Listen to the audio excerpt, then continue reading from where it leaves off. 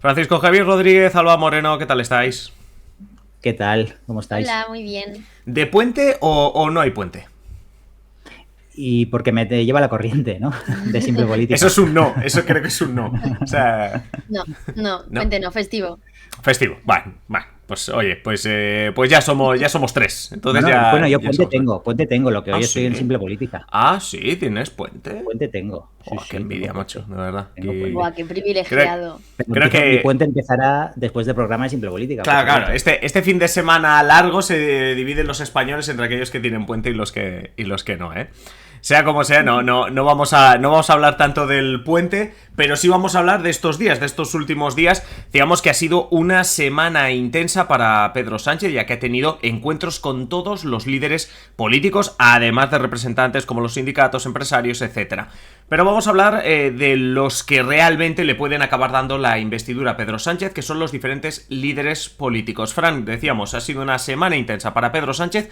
Quiero que hagas un resumen, dejamos al Partido Popular de lado, porque luego te quiero preguntar por Alberto Núñez Feijóo y la reunión entre el PP y Pedro Sánchez. Cuéntame, quitando, como digo, de lado el Partido Popular, esas reuniones, sobre todo con los partidos que, bueno, que podrían acabar dándole la investidura. Sí, como bien has dicho, semana intensa para los de Sánchez por estas negociaciones, esos encuentros con estos partidos pues, que le pueden acabar dando la investidura. Todo hay que decir que con Sumar, con Yolanda Díaz, se reunió ya hace más días, la semana anterior, una reunión entre Pedro Sánchez y Yolanda Díaz que, digamos, de alguna manera escenificó este primer encuentro público entre los líderes de las formaciones que ya han expresado su voluntad firme pues, para formar un gobierno de coalición. Todo parecía hecho, esto nos vamos a retrotraer unos días, sobre todo más atrás, porque días antes de este encuentro, que fue a inicios de octubre, y en pleno debate por la amnistía, pues salta a la palestra pues que Yolanda Díaz sale diciendo pues que, oye, que los votos de Sumar para Pedro Sánchez, pues digamos que no están garantizados, el acuerdo no está cerrado, ¿no? Entonces, tras la reunión del 4 de octubre, ambos líderes se han dado todo el mes de octubre pues para negociar un acuerdo programático de gobierno. Según comentaron, las diferencias más importantes se basan en materias pues, como la reducción de la jornada laboral, el impulso a la conciliación familiar y la aprobación del nuevo Estatuto del Trabajo. Son las principales cuestiones que ahora mismo pues, estarían un poco sobre la mesa, además de, por ejemplo, reparto de carteras. Si a Sumar le tocan más y si las que le tocan de Sumar las tiene que repartir entre los partidos que forman parte de Sumar, etcétera. Toda esta amalgama de temas. Y vamos ya con las reuniones de esta semana. Vamos a empezar de menos a más, del que menos tiene al que más tiene. Por ejemplo, el BNG, que el día 10 de octubre pues, se reunió con Sánchez, Néstor Riego, diputado de los galleguistas, y le trasladó a Pedro Sánchez pues, que ellos están dispuestos a votar su investidura siempre y cuando el gobierno saliente, el gobierno que se ha investido, pues se comprometa con la agenda gallega. Néstor Riego, el diputado del BNG, dijo explícitamente que Galicia no puede quedar atrás. Esto es lo que le dijo a Sánchez en la reunión y lo que dijo después a los periodistas. Por eso el diputado gallego pues, ha dicho que no se puede dar por sentado aún el voto afirmativo del BNG. Una situación muy similar a la del PNV, que el mismo día se reunió con Aitor Esteban, se reunió con Pedro Sánchez, porque los 5 votos del PNV, digamos que están apalabrados, tal como han explicado diversos medios. Pero Aitor Esteban, tras la reunión de este martes, pues prefirió no confirmarlo al acabar la reunión, ¿no? No confirmar, no darlo por hecho, ¿no? Aitor Esteban pidió a Sánchez autogobierno, política lingüística y toda una serie de peticiones de los gelchales que tampoco quisieron dar, como hemos dicho, por sentado su voto, aunque se muestran muy abiertos, como dijeron, a dialogar y conseguir un acuerdo. Seguimos en el norte, al día siguiente, el día 11, UPyN. No hay nada que hacer, sin novedades en el frente. PSOE y UPyN están tan alejados como pueden estar los socialistas con el PP, al ser el UPyN básicamente la marca blanca del PP Navarra. En este sentido, el diputado navarro Alberto Catalán de UPyN le dijo a Sánchez pues, que votará en contra de su investidura y lo argumentó por estos apoyos que Sánchez está recibiendo de Bildu, algo que para Catalán blanquea a ETA. UPyN, además, también se muestra diametralmente opuesta a la amnistía de los líderes independentistas. Ahora vamos con Coalición Canaria, el mismo día. Coalición Canaria, digamos que descarta votar a favor de la investidura de Pedro Sánchez. Pero, no descarta abstenerse si se llega a acuerdos que beneficien a las Canarias. ¿vale? Cristina Valido, que es la diputada de Coalición Canaria, considera la amnistía, pues como ejemplo, como UPyN y otras formaciones, pues como una línea roja, una dificultad muy grande, ¿no?, para alcanzar ese acuerdo con los socialistas. Pero tampoco dejan cerrada la puerta a futuros síes para leyes durante la legislatura, pues que puedan beneficiar a Canarias, al archipiélago. Y ojo con Coalición Canaria, que si vota finalmente, imaginemos, votar a favor de la investidura de Pedro Sánchez, le valdría con la abstención de Junts, algo que desde el Partido Independentista, ya viéndosela venir, pues han rechazado de plano, asegurando que o votan a favor o votan en contra, ¿vale? Hablemos de Esquerra, misma reunión el mismo día, el día 11. Gabriel Rufián se reunió este miércoles con Pedro Sánchez y parece que las cosas entre el PSOE y Esquerra pues avanzan para conseguir pues estos votos republicanos para la investidura del socialista, ¿no? Eso sí, horas antes de la reunión, Sánchez ya había hablado con Oriol Junqueras, líder de Esquerra, algo que para Rufián, que se reunía pocas horas después con Pedro Sánchez, pues es algo perfectamente normal y que demuestra pues esta normalidad que tiene que imperar en las relaciones políticas tras los años del procés.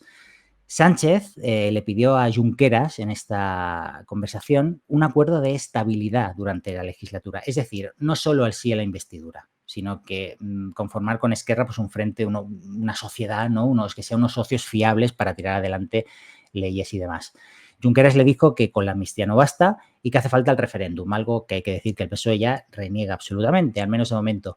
Rufián, tras la reunión posterior a esta llamada entre Junqueras y Sánchez, dijo que los votos de Esquerra se sudan literalmente y que no pueden garantizar tal acuerdo con el PSOE y que hay que ir, como dice el Cholo, partido a partido, o sea, ley a ley. Cuando digo de garantizar este acuerdo, estamos hablando del acuerdo de estabilidad. Es decir, más allá de la legislatura, todos los votos de Esquerra, las votaciones, diferentes votaciones que se produzcan en esta legislatura, se tienen que sudar y se tienen que trabajar, ¿no? Y este viernes Sánchez se reunía con Junts y con Bildu pues, para cerrar su ronda de encuentros con los líderes de los partidos con presencia del Congreso, excepto con Vox, con quien Sánchez ya dijo que no se quería reunir. Bueno, tampoco. Si le pasaría un poco como UPN, básicamente le dirían que no. O sea, la reunión podría. No sé cuántos minutos duró la reunión con UPN, pero yo creo que debía durar bastante. Poquito.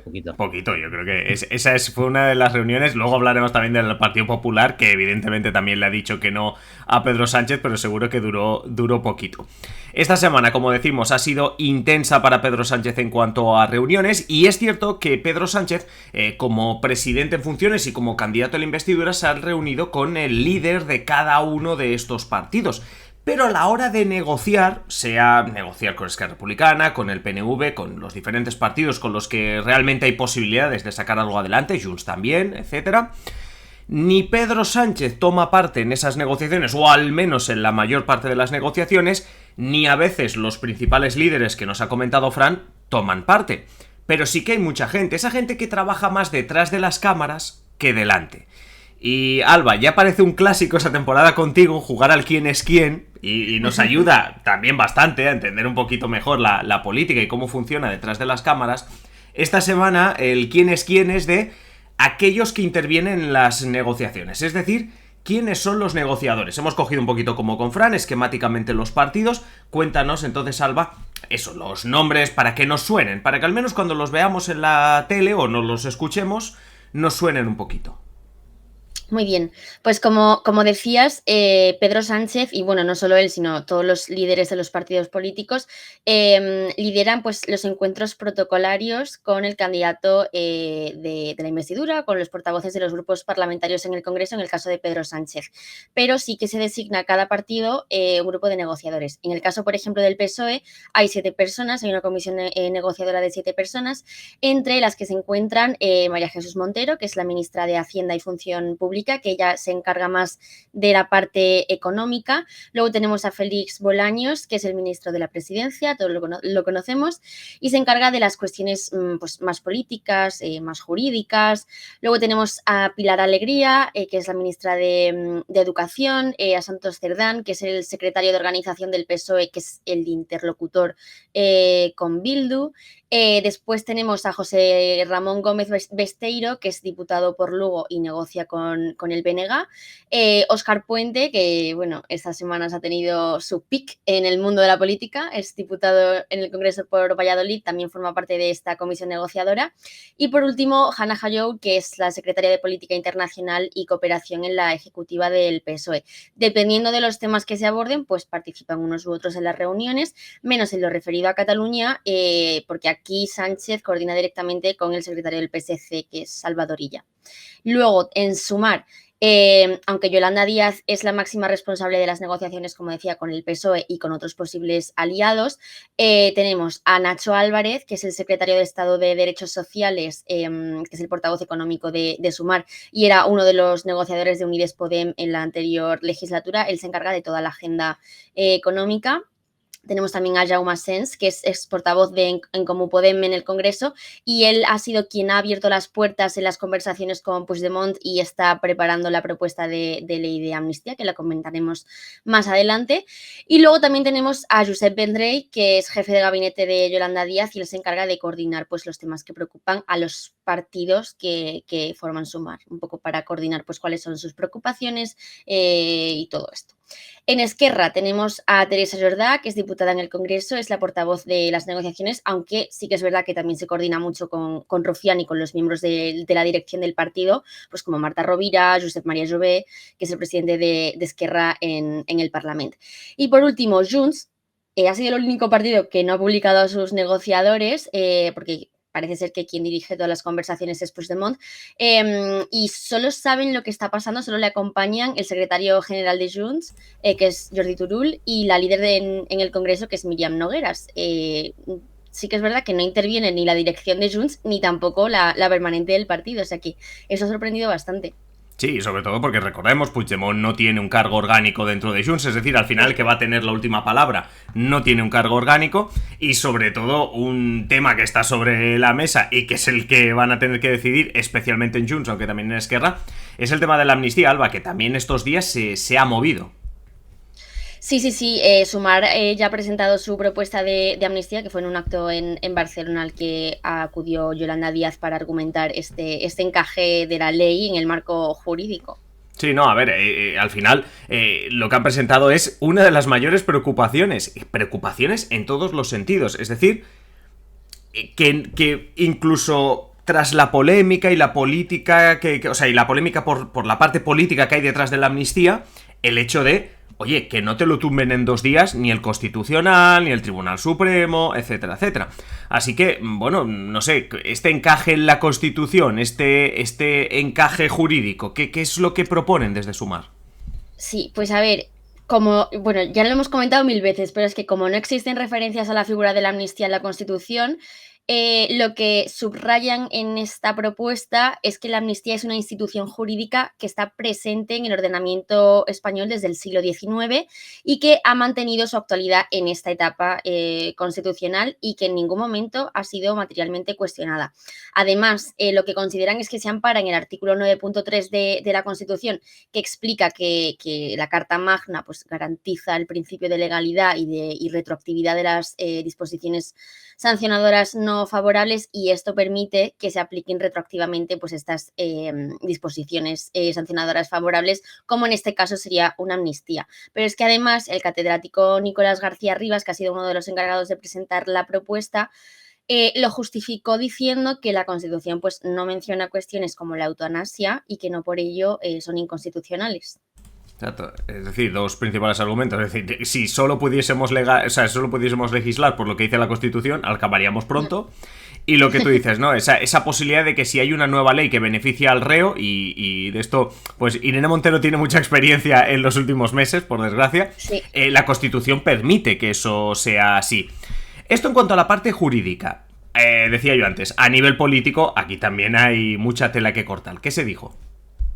Sí, pues a ver, los juristas que han participado en la propuesta entienden que la amnistía es una herramienta para resolver desde un punto de vista político el conflicto entre Cataluña y el Estado español.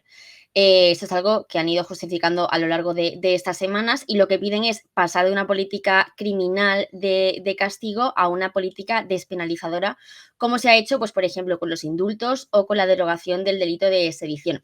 Entonces, lo que dicen es que esta ley va a servir para establecer las bases para pues, la solución de este conflicto político, y además han destacado que este conflicto podría haberse solucionado de otras formas, y han criticado que la forma de actuar, que al final lleva a una resolución penal, supuso pues esa política criminal que tanto han criticado los últimos, bueno, desde que pasó todo. Y más allá de esta crítica, sobre todo por la parte política, en esta propuesta, que como decimos se justifica a nivel político, se justifica a nivel jurídico, ¿a quién aplicaría? Es decir, ¿esto a quién afectaría la amnistía que proponen desde Sumar? Pues mira, proponen que abarque desde el 1 de enero de 2013, que fue cuando las instituciones catalanas pues iniciaron su respuesta del recorte del estatut por parte del Tribunal Constitucional, hasta el 17 de agosto de 2023, que fue cuando se constituyeron las Cortes actuales. Están planteando su aplicación solo sobre las acciones que hayan tenido al final como un fin la reivindicación del derecho de autodeterminación de Cataluña. ¿Qué quiere decir esto? Pues que el expresidente catalán entraría entre los amnistiados, pero no la expresidenta del Parlament, Laura Borràs, porque lo consideran un caso de corrupción. Según el texto que proponen, serían amnistiados más de 700 imputados por desórdenes públicos contra la sentencia del procés, 250 causas por los cortes de calles que hubo en aquellos momentos, 50 cargos de la Generalitat, y todavía están viendo que más personas podrían ser amnistiadas, pero lo más gordo sería eso.